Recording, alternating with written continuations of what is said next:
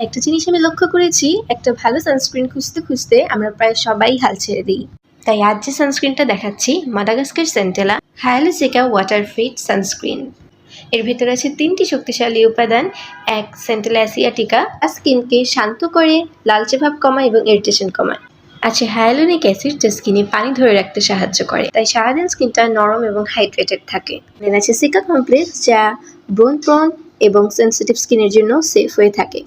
এটার SPF 50+ এবং এটা PA+++, যা কালচে হওয়া, এজিং ও রিঙ্কল থেকে বাঁচায় এবং রোদে পড়া থেকে আটকায়, অর্থাৎ 2 দিকেই স্ট্রং গার্ড। টেক্সচারটা খুবই লাইট, কোনো তেলতেলে ভাব দিবে না এবং কোনো হোয়াইট কাস্টও দিবে না। মুখে দিলে স্কিনে একেবারে গলে যায় এবং মেকআপও এর উপরে অনেক ভালোভাবে বসে। রোদে স্কিন কালচে বা সানবার্ন হলে এটা 80 to 90% কমিয়ে আনে।